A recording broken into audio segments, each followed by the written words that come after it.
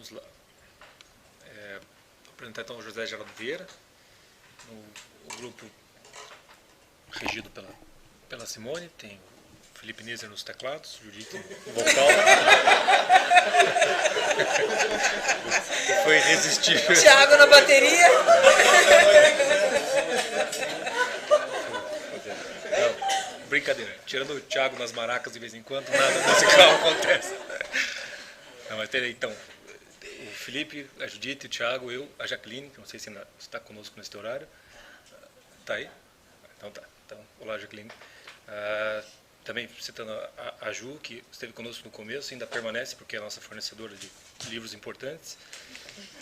E também o Alex, que estava no começo e foi comprar o passe dele para o Ângelo Monteiro. Ficamos desfalcados. Né? Então, por exemplo, acontece. Bom, antes de entrar propriamente na vida do José Geraldo, até me chamou muita atenção das apresentações, que quase todos, tirando o Ângelo, que ainda está vivo, quase todos ali foram até a década de 70 do século XX. Né? O José Geraldo também vai morrer em 1977. E uma coisa que é curioso é que logo depois da morte dele tem aquela tradicional, sai uma série de ensaios e artigos a respeito, e depois ele é completamente ignorado. Mas completamente mesmo. Na década de 80, teve uma tese que foi feita, acho que em 2006, 2007, fazendo justamente uma análise, não propriamente da obra do José Geraldo, mas essa análise da crítica sobre ele. Na década de 80 teve 3 ensaios ou artigos de jornal, na década de 90 nenhum, na década de 2000, aí, por conta do lançamento do A Ladeira da Memória, não me lembro o nome da editora que lançou, teve um ensaio, e aí agora, depois de 2005, é que começou um estudo no interior de São Paulo, algumas faculdades, e saiu essa tese de mestrado, no qual acabou servindo para o nosso começo de trabalho. Eu digo isso porque eu acho significativo, quer dizer, além de serem pessoas isoladas, né, como a gente estava conversando, depois da década de 70, simplesmente é ignorado, e sobra aí o Ângelo, que a partir de então é isolado mesmo, né? Até ali o final da década de 70, pelo que o Manuel falou, ele ainda estava ali e de repente começou a ter que falar para as paredes. Do Zé Geraldo, a respeito da vida dele, a gente está praticamente montando a biografia dele, porque não há qualquer fonte. A fonte que tem são as suas próprias obras, que são autobiográficas, inclusive aquelas que ele diz que não é. E 2 depoimentos dele que estão registrados nesse livrinho aqui, que é a nossa mais importante fonte, que é quando ele fez 40 anos da sua ficção, em 1971. Foi compilado o depoimento que ele fez quando teve alguns ensaios de alguns críticos, e também um depoimento dele de 1950, quando ele falou a respeito dos personagens dele nas primeiras obras. E o restante a gente está montando da leitura mesmo. Então a gente tem basicamente mais um esboço, um esquema, e acho difícil que a gente consiga ir muito além disso. Simplesmente porque não há informação. Bom, então o José Geraldo ele nasceu em 1897. Nesse período, só para situar historicamente, então, já muito do que já foi falado, mas o que eu acho que é mais relevante de apontar aqui é que o período histórico, conhecido nas letras, né, ou na cultura, como a Belle Époque, né, na Europa, que começou ali pelos anos 1870, 1880 e foi até a Primeira Guerra Mundial. Até, pelo menos nas poucas fontes que eu consultei, o próprio termo, né, como uma bela época, é assim considerado justamente porque estoura a guerra depois e se tem então um saudosismo do que aconteceu antes. Não porque antes fosse de fato, mas é mais pela comparação. No Brasil, a coisa aconteceu mais ou menos ao mesmo tempo, só que se estendeu para depois da Primeira Guerra. Convencionado que o final dessa bela época teria se dado em 1922, com a Semana da Arte Moderna. E o que chama atenção, essa Belle Époque não é gratuita, quer dizer, o mundo passava não só por um período de transformação muito rápido na tecnologia, na indústria, quer dizer, era a invenção do carro, nas comunicações, mas também no próprio acesso à cultura do divertimento, né, que começa a se intensificar a partir dali. No Brasil, a gente já tem mais ou menos uma noção disso pelas apresentações que a Simone fez do livro do Brito Broca, ali em 1900, onde você se lembra que o Rio é praticamente transformado numa Paris exatamente nesse período mais ou menos ali onde o Zé Geraldo está nascendo, vai nascer. E a gente, a semana não chegou a terminar, né, o Brito Broca, né? A apresentação. Terminou todos? Então a gente viu como é que é essa vida literária, onde as coisas se confundem, a literatura com a vida literária, a coisa de uma vida social, de divertimento, acaba se confundindo muito. A gente viu o tipo de gente, de escritores de vida literária, que o Zé Geraldo nasce, assim como o Marques Rebelo também, né, que são contemporâneos. Então é importante saber que é nesse período da história que o Zé Geraldo vai aparecer. Também é importante falar desse período histórico, que ele nasce em 1897. Então, no Brasil, como o João já falou, tinha aquela passagem do Império para a República, mas também outra mudança relevante é que houve, com a abolição da escravatura, em 1888, né, a economia que sustentava o país, que era a dos engenhos de açúcar do Nordeste, simplesmente vai à falência, né, por conta da falta dos escravos. Passa a economia a ser centrada no café, e a política, consequentemente, surge aquela do café com leite, né, de São Paulo com Minas, mas rapidamente também começa um processo de industrialização. Por que é importante historicamente isso? Porque o Zé Geraldo ele vem de uma família cujas descendências, por parte varonis, são de nobres, são condes portugueses. E quando ele vem para cá, a família dele tem uma fazenda em Minas Gerais. Eu não sei se eles chegam, acho que tem gado, mas não sei se chegam a ser cafeicultores. E os tios, principalmente, que é com quem ele vai morar, eram industriais de tecidos e bastante ricos.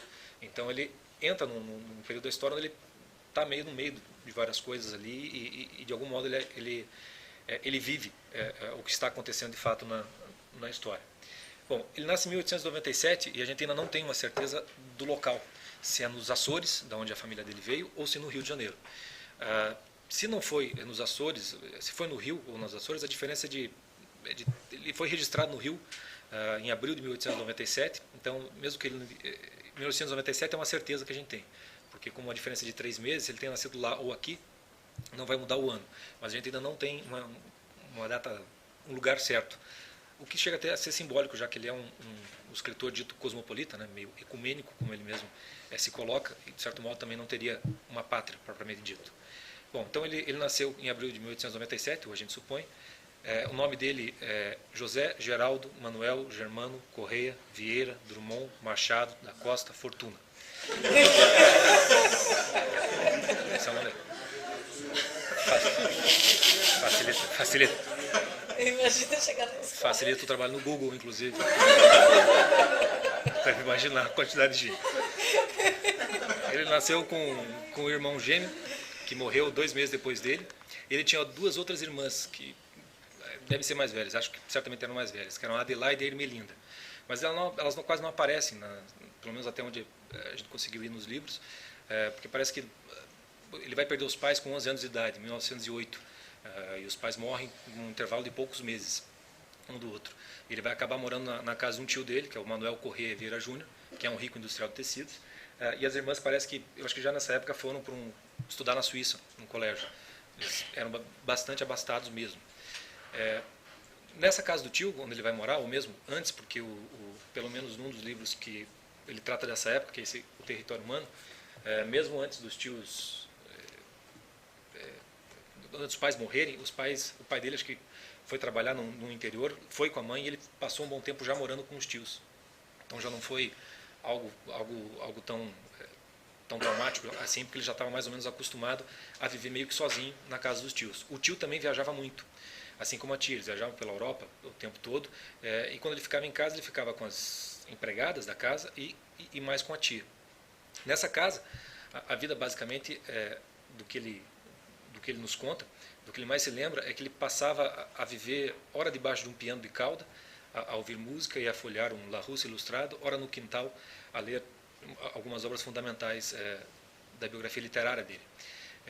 A respeito dessa vida ali com a tia, basicamente, o que chama a atenção é que ele sempre se lembra dessa cena dele viver debaixo de um piano, porque quando a tia tocava o piano, porque ela estava de muito bom humor, porque ela recebia notícias do marido que estava voltando, ou que vinha um irmão, ou que vinha uma irmã que vinha visitá-la. Então ela ficava feliz da vida, então ela tocava e isso marcou o Zé Geraldo como os melhores momentos, digamos, da infância dele. Ao mesmo tempo, quando a tia recebia notícias de que o marido ia emendar uma viagem atrás da outra, o que não viria na época dada, ela ficava um azedume, ficava uma megera com as empregadas, e o Zé Geraldo, que dormia num quarto ao lado, ela fazia dormir na cama com ela. Já vamos ver como que essas coisas se desenvolvem ali nesse momento.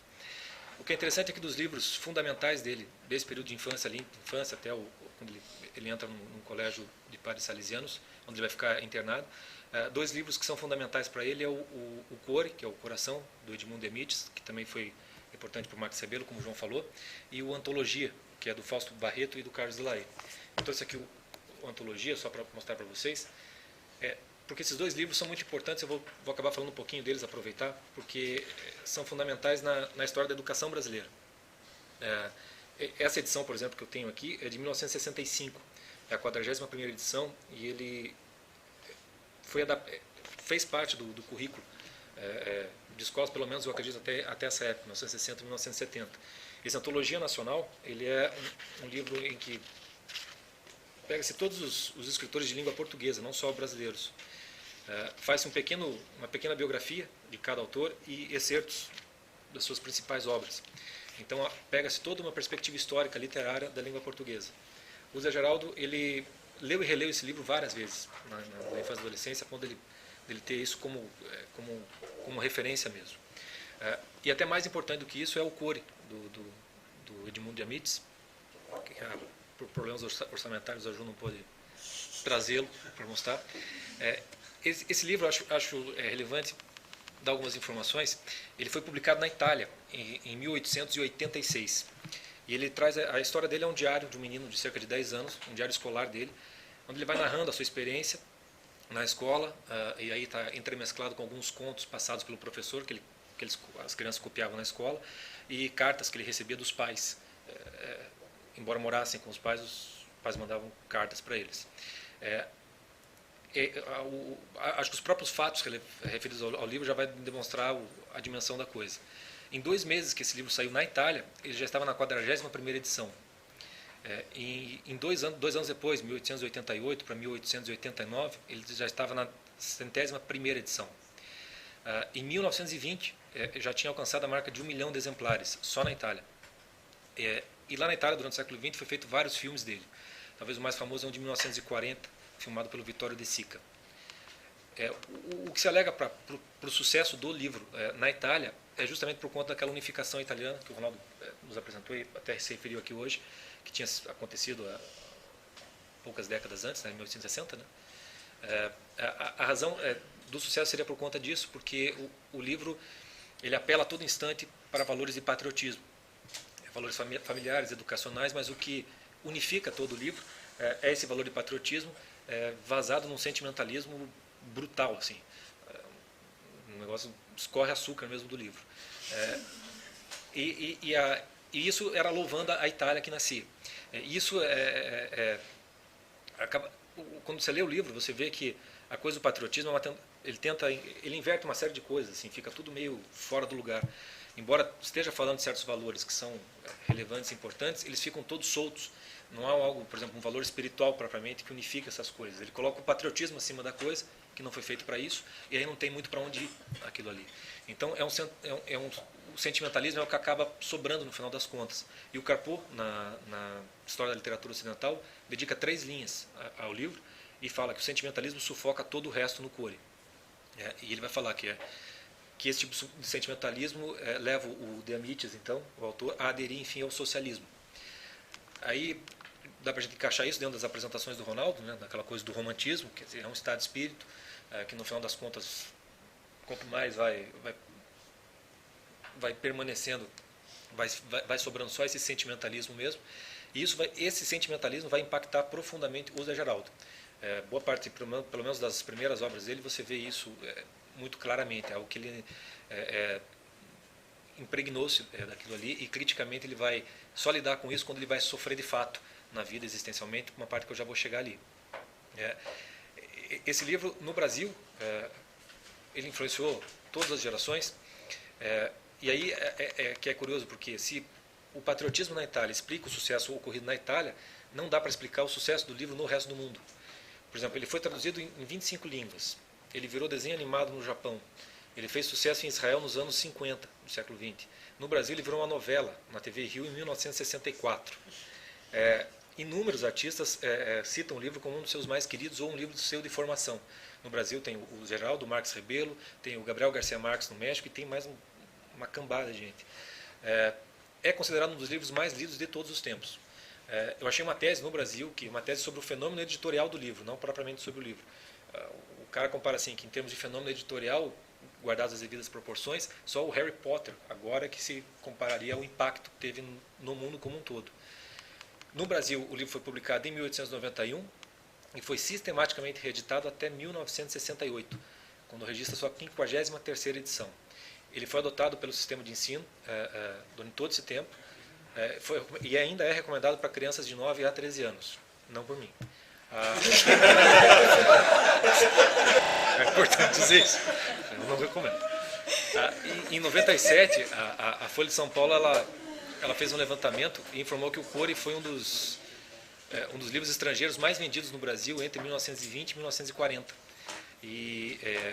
E muitos consideram esse livro um evangelho de muitas gerações no Brasil.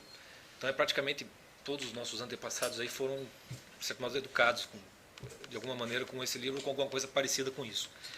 Só para dar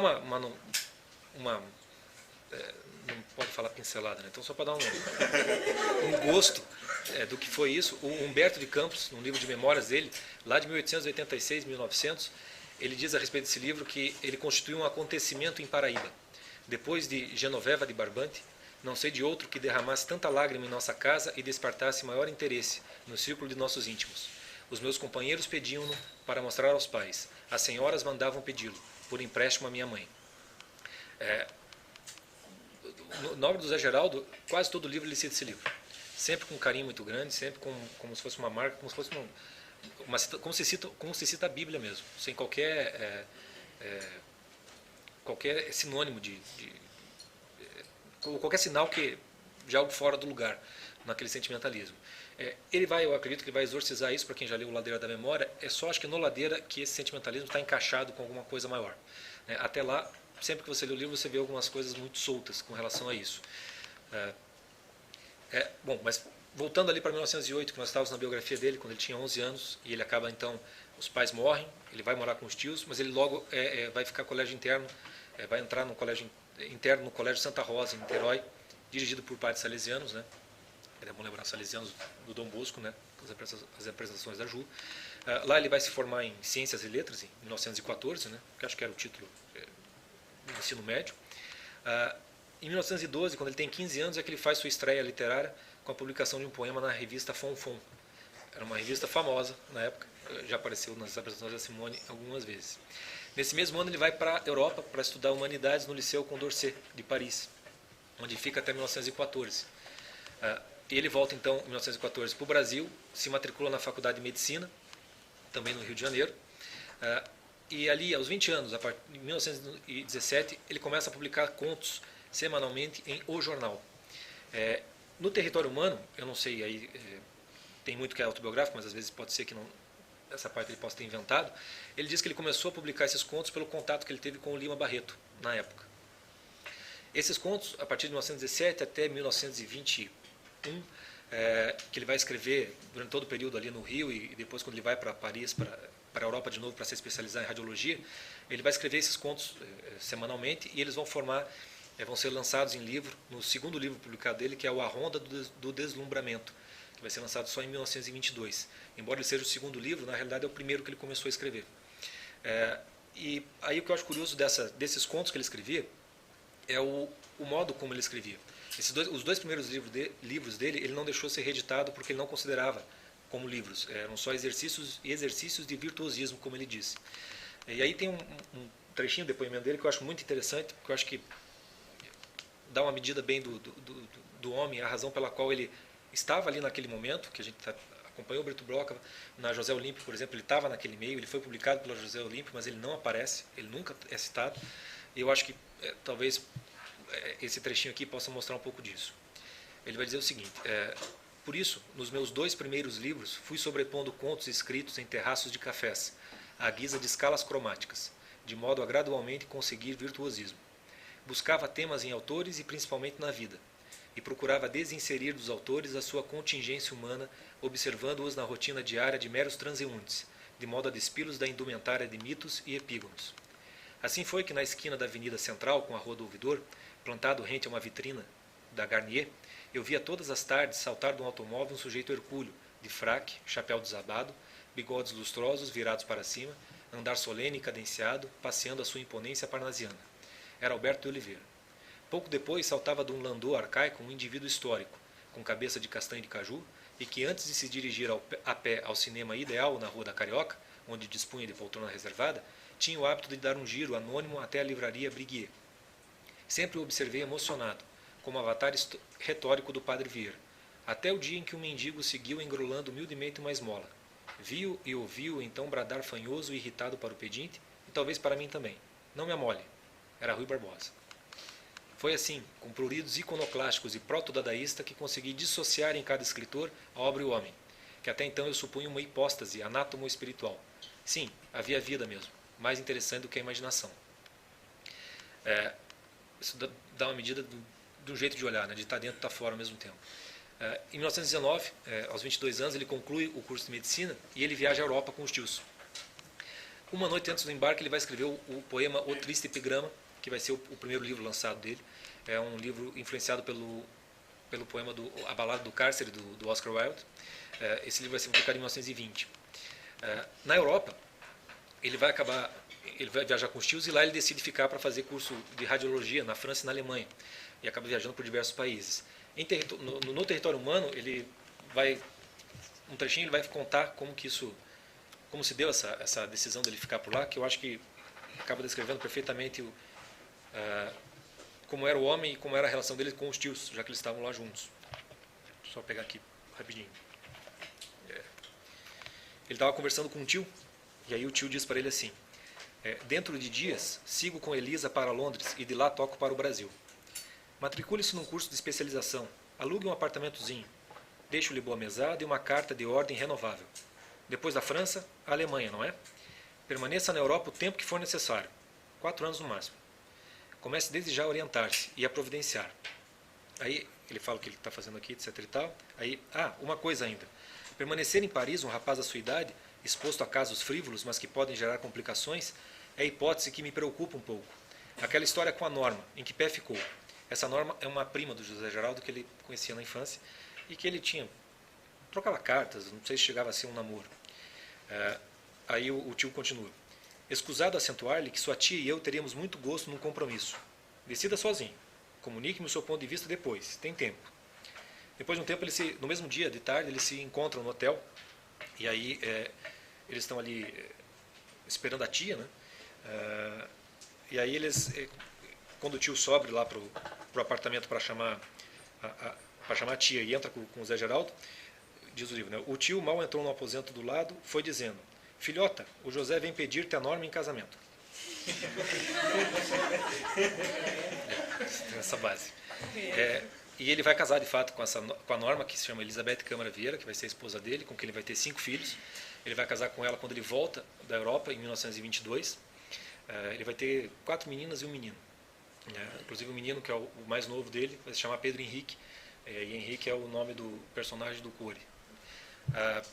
Nesse período que ele fica na Europa, ele tem pelo menos 2 casos sérios com uma cocote francesa e uma outra, acho que romena ruiva, meio que mandarilha lá.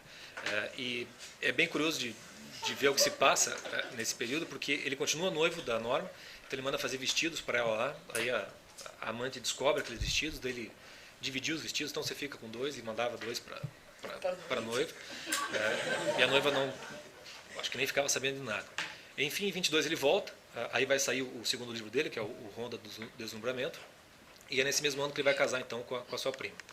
Ele monta um consultório no centro do Rio, passa a trabalhar como radiologista-chefe na Beneficência Portuguesa e na Associação dos Empregados do Comércio, onde ele vai ficar até 1941.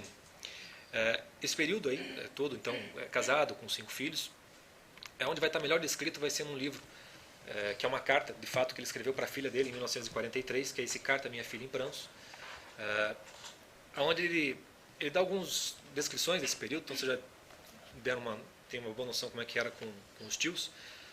Agora veja como que a coisa funcionou quando ele casou e tinha filhos. Ele foi morar na casa exatamente ao lado da casa dos tios, e daí ele diz assim para a filha: eu e tua mãe ficávamos relegados para um plano simbólico, na casa ao lado que apenas um gradil separava. É que tio Vieira e tiazinha, que me haviam herdado de meus pais mortos, vos herdaram de vossos pais vivos. Acabada a fase de amamentação, mesmo antes de sobrevir à dedentição, os tios, para todos os efeitos avós, se apoderaram do pátrio poder, pois mal amanhecia, a passarada ao sol vos acordava, já que as amas vos levavam para a casa ao lado.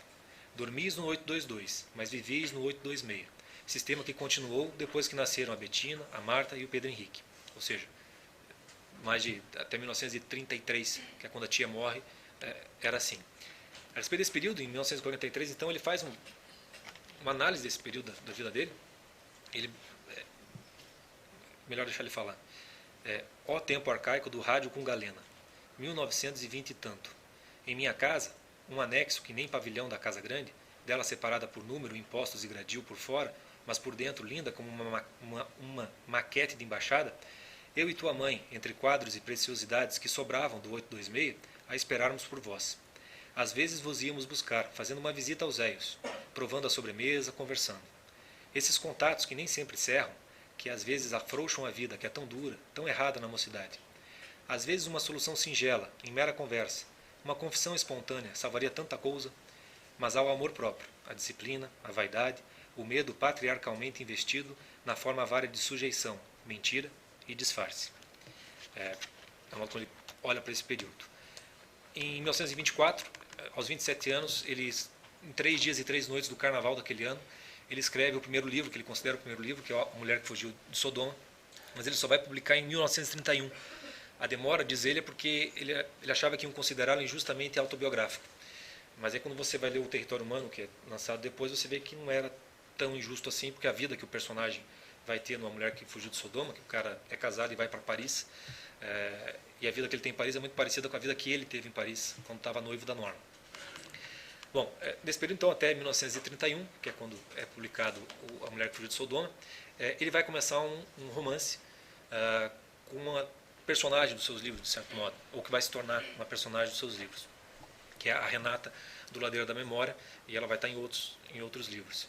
Antes de falar um pouco dela, que vai ser o ponto, a virada na vida do Zé Geraldo, aos 36 anos, em 1933, é o ano em que, no mesmo ano que nasce o seu filho, então, Pedro Henrique, morre a tia.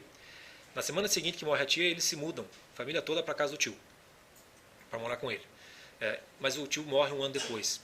E quando morre o tio é que, de fato, se encerra o primeiro ciclo da vida do Zé Geraldo, e ele mesmo assim se refere. Eles vão se mudar, então, vendem tudo, e eles vão para Ipanema, onde ele começa a escrever, então, o segundo romance dele, que é o autobiográfico, que é justamente O Território Humano, que vai ser publicado pela José Olímpio em 1936.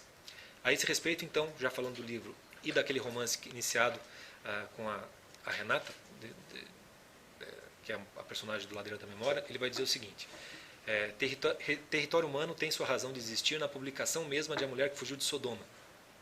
Pois Adre, personagem lírico de Território Humano, continuado depois em A 40ª Porta com o nome de Jandira, e ressurgindo no meu futuro livro A Mão na Aldraba, com o nome de Plurabella, não teria existido para mim, se eu não tivesse publicado o meu primeiro romance. De leitora dele se transformou em personagem do seguinte: Território Humano. Orientou muito a trama de Território Humano e mais tarde me delineou com conselhos e ponderações o itinerário de A 40ª Porta, em que confiava veementemente. Ele só vai começar, esse pedaço aí está dito na Carta Minha Filha em Prantos. Ele só vai começar a escrever A 40ª Porta, que seria então o terceiro livro dele, em 1938, quando ele tem 41 anos, e ele chama de romance ecumênico. É tido por muitos críticos como seu melhor livro. Ele se passa na Europa, é um centro de imprensa na época da guerra. Só vai aparecer um brasileiro no livro, na verdade uma brasileira, que é a Jandira, né, que é a amante dele. E acontece que em 1940, antes dele terminar o livro, ela vai morrer. Eu chamo ela de Renata, que é o personagem do Ladeira da Memória. A gente não sabe o nome real dela. Ela morre e aí o Zé Geraldo entra num inferno pessoal. Ele entra numa crise de angústia, depressão. Ele não chega a separar da mulher. E ele decide ir para o interior do Brasil. Ele vai para Marília, e não sei se é lenda ou não, mas ele mesmo disse que escolheu Marília porque o nome evocava coisas líricas para ele.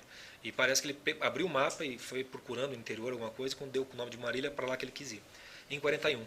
Lá ele vai ficar até 1946, onde ele vai fazer uma reavaliação de toda a vida dele, vai passar pelo seu inferno e purgatório.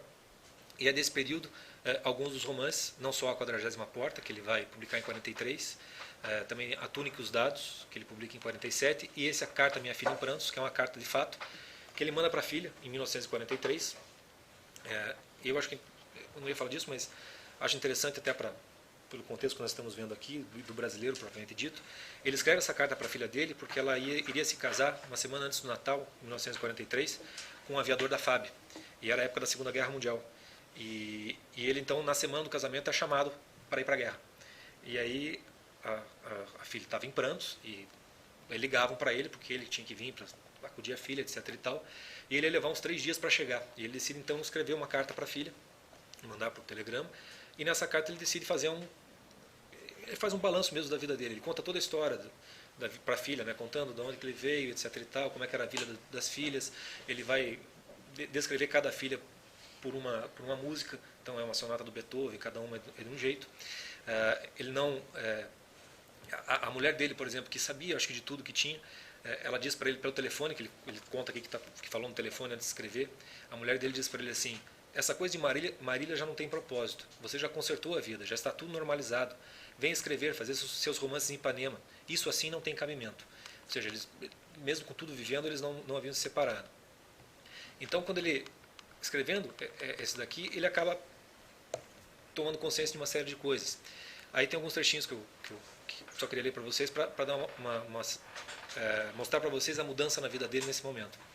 Ele estava olhando um retrato, depois de falar de cada filho que ele descreve como uma música, como uma peça musical, ele olha um retrato de Fantine Latois, e ele vê na atitude, no sentimento, que era a mãe da menina, ou seja, a esposa dele, a Norma, né, ou Elizabeth. E aí ele diz: e eu? Quem era eu? Nem era preciso responder. Lá estavam, na minha mesa de cabeceira, perto de minha cama, os livros que me significam, Lord Jim e Vasco. Esse Vasco eu não sei que livro é, porque eu imagino que seja uma biografia do Vasco da Gama, mas não existe um livro com esse título, então estamos procurando ainda. Aí ele vai dizer mais para frente: eu vim para Marília porque urgia dar uma solução à vida, consertar uns trechos do meu Em Busca do Tempo Perdido, né, que é o Ladeira da Memória dele. Até a esse respeito, fazendo parênteses, é de fato Em Busca do Tempo Perdido, porque o modo como ele conhece a Renata é num vagão de trem. Ele tá, acho que muitos já leram aqui, ou já fizeram aquele exercício com a Lu, com a Simone, da leitura lenta do primeiro parágrafo, que o personagem está num trem com um tio. Então você vai ter ali um tio que é compreensivo, de certo modo o tio foi muito disso na vida dele, e ele conheceu a Renata num trem também daquela mesma forma, embora eles não tenham se conversado. Ela estava lendo o livro dele, ele viu que era o livro dele, mas ele não quis se apresentar, e ela também sabia que era ele, também não quis se apresentar. E só depois, por amigos em comum, é que eles vão se conhecer. Então ele diz que ele estava ali consertando os trechos do seu Em Busca do Tempo Perdido, e vai dizer assim: sou o produto de uma educação burguesa que corrigi errado, ou mais provavelmente certo, com a literatura. Formado, fui para a Europa, em lugar de ter ido para o interior, conhecer a vida. Em 41, quando resolvi ajustar uns interstícios puídos da vida material e sentimental, já a mocidade estava no fim. Em 1922 me cuidava eu uma exceção. Hoje sei o que sou. Exceção sim, mas autista, taciturna, embaraçada em complexos de toda ordem, até sobrenatural. Procurando um rumo material, social, religioso, ético, cultural, até me convencer que a solução tinha que ser em dual control, com a medicina e a literatura, na acepção estrita dos tempos de militância do verbo servir. E esse servir ele escreve em maiúsculo. Completa assim: depois do Aufklärung, que é iluminismo, né, em alemão? Aufklärung, isso aí. O Dienst, isso aí, que é serviço, né, o servir. Então ele muda completamente, quer dizer, de certo modo de algo mais ou menos frívolo, ele passa a servir alguma coisa maior do que ele. Aí é curioso porque ele está escrevendo nessa carta aqui, no finalzinho ele é todo doce com a filha, e no final ele consegue, de um jeito muito doce, dizer uma verdade para a filha, que ele diz para a filha: filha, por que você está chorando tanto, né? Você sabia que você estava namorando um aviador da FAB, você sabe que você está num período de guerra, ele ser chamado para a guerra é a coisa mais óbvia do mundo, por que razão esse desespero? Então você vê assim um certo enfado dele ao mesmo tempo, com uma coisa fora da realidade da filha e do Brasil como um todo, e de certo modo o que ele viveu até então, né? Meio que fora do mundo. E ali, nesse momento, ele fala, era óbvio que você tinha que sofrer e tal. Ele termina o livro falando, se retirassem a água de todos os oceanos e colocasse ali todo o sofrimento humano, ainda não ia ter lugar para colocar tudo isso. E ele estava, de fato, numa mudança de vida mesmo. Ele vai ficar em Marília até 1946, aos 49 anos, que daí é o ano que vai publicar A Carta à Minha Filha em Prantos. Nesse ano ele vai sair de Marília para ir para São Paulo. Ele vai abandonar a medicina e vai se filiar ao Partido Comunista, sendo lançado candidato a deputado estadual, embora ele não chegue a concorrer à eleição. Ele até participa de comícios, mas não concorre. A gente não sabe a razão pela qual ele se filiou. A hipótese que eu estou levantando, pelo menos parece a mais plausível no momento, é que como ele abandona a medicina e vai entrar para trabalhar como crítico de arte, em jornais, etc. e tal, talvez seja justamente o beijamão para poder entrar, né, nesse meio. Se lembrar um pouco da história do Carpo aqui, o Carpo precisou, de certo modo, se vender para poder conseguir certos lugares. Então pode ser que seja isso. Mas enfim, parece que é uma coisa que ele concedeu no primeiro momento e logo abandonou. Não há nenhum resquício disso na vida dele. Enfim, a partir daí, de 46, em São Paulo, ele abandona mesmo a medicina e vive exclusivamente da literatura e da arte. Ele vai virar tradutor, vai ganhar a vida dele como tradução. Alguns das traduções dele, ele vai traduzir o Dostoiévski, o Moriarty, Hemingway, Joyce, Mark Twain, o Pirandello, Steinbeck, Stendhal, o Thomas Merton, Tolstói, dentre outros. Oi? A Gertrude, isso. Além de romancista, então, poeta e tradutor, ele vai ser professor da Faculdade de Comunicação Social Casper Libero, cuja biblioteca ainda hoje leva o nome dele. Ele foi professor sucessivamente das disciplinas de História da Literatura Portuguesa, História da Literatura Brasileira, Introdução ao Teatro, Cinema, Rádio e Televisão, História das Culturas Literárias e, por fim, Semiologia. Foi crítico literário, crítico de artes plásticas, foi crítico oficial da Folha de São Paulo durante mais de década e diretor de uma revista chamada Habitat. Foi também membro de júris de seleção da Bienal de São Paulo, presidente de júri internacional de artes plásticas, se dedicou muito para essa área de crítico de artes plásticas. Em 48, aos 51 anos, ele vai ocupar a cadeira 39 da Academia Paulista de Letras, em substituição a Monteiro Lobato. E em 49, aos 52 anos, não sei quando ele se separa da primeira esposa, ele vai se casar com a escritora Maria de Lourdes Teixeira, também membro da Academia Paulista de Letras. Ela já tinha um filho, que também vai ser um escritor, também vai participar da Academia Paulista de Letras, mas eles não vão ter filhos juntos. Em 1950, ele publica a primeira edição do Ladeira da Memória. É um livro que ele vai reescrever mais duas vezes, em 1963, e a terceira edição definitiva em 1971. Aí é até curioso lembrar aquilo que o Olavo diz, da diferença de uma obra de um poeta e de um filósofo, né? Que enquanto se o cara está reescrevendo é porque a obra não está completa. Então ele fica, acho que uns 30 anos escrevendo esse livro, praticamente. Ele vai, em 1950 ele ainda publica uma obra de crítica de arte. Em 1952 ele publica o Albatroz, e aí tem um longo intervalo, sem livros, que ele diz que ele ficou sem publicar porque as artes plásticas roubaram muito tempo dele, que acabou participando muito desse tipo de vida. Em 1961, aos 64 anos, ele publica Terreno Baldio. E aí dá para pegar um trechinho do depoimento dele e fazer um balanço do que ele publicou até agora, para ter uma noção do que ele é como romancista ou o que ele queria fazer. Diz ele: quero o romance temporo-espacial, um estilo em redoma que abarque tudo, mero recesso gráfico e acústico da contemporaneidade total. Tentei isso primeiro e mais densamente em A 40ª Porta, naquela agência jornalística aberta em Paris como um radar voltado para a Primeira Grande Guerra, para a Revolução Bolchevista, para a Guerra Civil na Espanha, para a Segunda Hecatombe Mundial e depois para aquele imenso bueiro de detritos que é Terreno Baldio, que é um outro livro dele, né, esse livro dele. Súmula do pós-guerra atônito. Língua retrospectiva, língua prospectiva. E o romance O Albatroz é a síntese trágica de tudo isso. Ele continua, publica mais algumas obras de crítica de arte. Vai publicar o livro Paralelo 16 Brasília em 1966, logo depois da fundação de Brasília. Publica ainda alguns poemas de uma série trágica de um desenhista chamado Flávio de Carvalho. O poema dele se chama Minha Mãe Morrendo. Em 1971, então, é quando vai haver essa comemoração pelos 40 anos, em homenagem a ele, dada pela Academia Paulista de Letras, e são conferências feitas na Biblioteca Municipal Mário de Andrade e lá na própria Academia. Em 74, aos 77 anos, ele publica A Mais Que Branca, e a Academia Paulista de Letras publica um livro de poesia dele chamado Mansarda Acesa. Em 77, aos 80 anos, ele vai falecer, em 18 de agosto, e ele vai tem uma frase que ele coloca, vou ver se eu até não apaguei aqui. Ele vai internado várias vezes no hospital e diz que as últimas palavras dele foram: vejo agora nitidamente que Deus tem asas enquanto a bondade dos homens é pequena.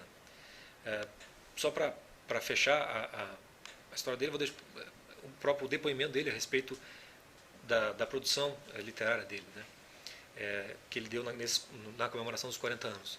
Ele diz assim: esses 40 anos de novelística me incumbiram da tarefa que cuido ser minha vocação, a diáspora dos temas. A minha obra pretende, não por vaidade, sim por tradição, continuar Fernão Lopes e Zurara, porém quanto ao mundo de hoje. Não como história, mas como histórias. Pretende ainda transformar o livro, a página, em vídeo, tendo como faixas sonoras o idioma que ainda não se cansou, nem mesmo após as peregrinações de Fernão Mendes Pinto. De modo que as artes plásticas que me deram tanta responsabilidade e contentamento, todavia fizeram as gerações literárias novas me esquecerem. Além disso, novos romancistas iam surgindo. Devido aos encargos de crítico, o meu tempo para a literatura foi minguado. Se nos romances entrei reflexamente como personagem, não foi por complexo de culpa, nem por alternativas narcisistas entre o ego e o id. Se sou diferente dos meus colegas de geração, Graciliano, Lins do Rego, Jorge Amado, Cornélio Pena, Otávio de Faria, Lúcio Cardoso, Érico Veríssimo, etc., e eles o são entre si, é porque a cada um de nós foi dividido em pequeninos o pão de trigais eucarísticos e o sal de jazidas telúricas. Não venho agradecer, venho pedir desculpas por haver dado tão pouco, muito embora os esquemas fossem amplos. Repito, a memória é um asilo com duas alas. Numa, as saudades, essas anciãs paralíticas. Na outra, os complexos, esses loucos domados com camisas de força. Permitam já agora confessar que extraí minhas personagens das duas alas. E aí ficamos por aqui. Aí, só as fotinhas. Essa é a contracapa do Território Humano. Essa foto seguinte está na Mais Que Branca. Foi escaneada. E essa última, tradicional foto do escritor, né?